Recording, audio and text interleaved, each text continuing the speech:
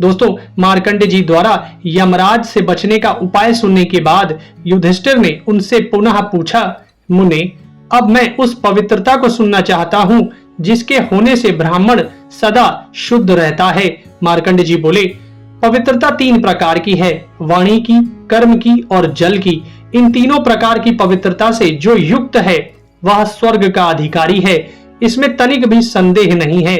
जो ब्राह्मण प्रातः और सायं दोनों समय की संध्या तथा गायत्री का जप करता है, गायत्री की कृपा से उसका पाप नष्ट हो जाता है। वह संपूर्ण पृथ्वी का दान लेने पर भी प्रतिग्रह दोष से दुखी नहीं होता। गायत्री का जप करने वाले ब्राह्मण के ग्रह यदि विपरीत भी हो तो शांत होकर उसे सुख पहुंचाते हैं और भयंकर राक्षस भी उसका तिरस्कार नहीं करते। जहां सदाचारी, ज्ञानी और तपस्वी वेदज्ञ ऋषि मुनि रहते हो वही स्थान नगर है, गौशाला हो या जंगल। जहां कहीं भी बहुत से शास्त्रों का ज्ञान रखने वाले ऋषि मुनि रहते हो वह स्थान तीर्थ कहलाता है। पवित्र तीर्थों में स्नान, पवित्र वेद मंत्रों या भगवान के नामों का कीर्तन एवं सत्पुरुषों के साथ वार्तालाप, इन कार्यों को विद्वान पुरुष उत्तम बताते हैं। सज्जन पुरुष सत्संग से पवित्र हुई सुंदर वाणी रूप जल से ही अपनी आत्मा को पवित्र मानते हैं। जो मन, वाणी, कर्म और बुद्धि से कभी पाप नहीं करते वे ही महात्मा तपस्वी हैं। केवल शरीर सुखाना ही तपस्या नहीं है।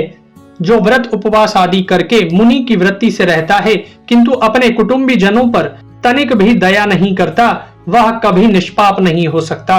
उसकी वह निर्दयता उस तप का नाश करने वाली है। केवल भोजन त्याग देने से तपस्या नहीं होती। जो निरंतर घर पर रहकर भी पवित्र भाव से रहता है और सब प्राणियों पर दया करता है, उसे मुनि ही समझना चाहिए। वह संपूर्ण पापों से मुक्त हो जाता है। राजन, शास्त्रों में जिनका उल्लेख नहीं है ऐसे कर्मों की अपने मन से कल्पना करके लोग तपाई हुई शिला आदि पर बैठते हैं। यह सब होता है तपस्या के नाम पर पापों को जलाने के लिए, परंतु इससे केवल शरीर को पीड़ा होती है और कोई लाभ नहीं होता। जिसका हृदय श्रद्धा और भाव से शून्य है उसको पाप कर्मों की अग्नि भी नहीं जला सकती।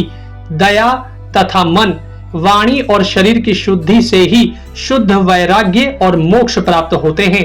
केवल फल खाने या हवा पीकर रहने से तथा सर मुड़ाने, घर छोड़ने, जटा बढ़ाने, पंचाग्नि तपने, जल के भीतर खड़े रहने या मैदान में भूमि पर शयन करने से ही मोक्ष नहीं मिलता। ज्ञान अथवा निष्काम कर्म से ही जरा मृत्यु आदि सांसारिक व्याधियों से पिंड छूटता और उत्तम पद की प्राप्ति होती है। जिस प्रकार अग्नि में भुने हुए बीज नहीं उगते, उसी प्रकार ज्ञान रूपी अग्नि से सभी अविद्या जनित क्लेशों के दग्ध हो जाने पर पुनः उनसे आत्मा का संयोग नहीं होता। एक या आधे श्लोक से भी यदि संपूर्ण भूतों के हृदय देश में विराजमान आत्मा का ज्ञान हो जाए तो मनुष्य के संपूर्ण शास्त्रों के अध्ययन का प्रयोजन समाप्त हो जाता है। कोई तत् इन 2 ही अक्षरों से आत्मा को जान लेते हैं। कुछ लोग मंत्र पदों से युक्त सैकड़ों और हजारों उपनिषद वाक्यों से आत्म तत्व को समझते हैं। जैसे भी हो, आत्म तत्व का सुदृढ़ बोध ही मोक्ष है। जिसके हृदय में संशय है, आत्मा के प्रति अविश्वास है, उसके लिए ना लोक है ना परलोक और ना उसे कभी सुख ही मिलता है। ज्ञान वृद्ध पुरुषों ने ऐसा ही कहा है। इसलिए श्रद्धा और विश्वास पूर्वक निश्चयात्मक बोध ही मोक्ष का स्वरूप है।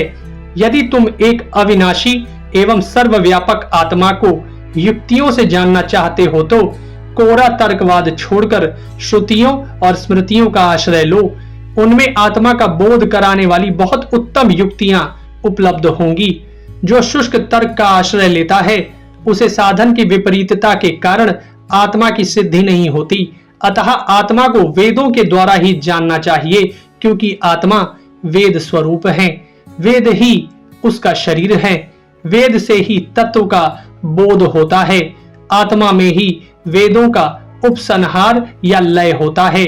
आत्मा अपनी उपलब्धि में स्वयं ही समर्थ नहीं है, उसका अनुभव सूक्ष्म बुद्धि के द्वारा होता है। अतः मनुष्य को इंद्रियों की निर्मलता के द्वारा विषय भोगों को त्याग देना चाहिए। यह इंद्रियों के निरोध से होने वाला अनशन अर्थात यह उपवास या विषयों का अग्रहण दिव्य होता है। तप से स्वर्ग मिलता है, दान से भोगों की प्राप्ति होती है, तीर्थ स्नान से पाप नष्ट होते हैं, परंतु मोक्ष तो ज्ञान से ही होता है।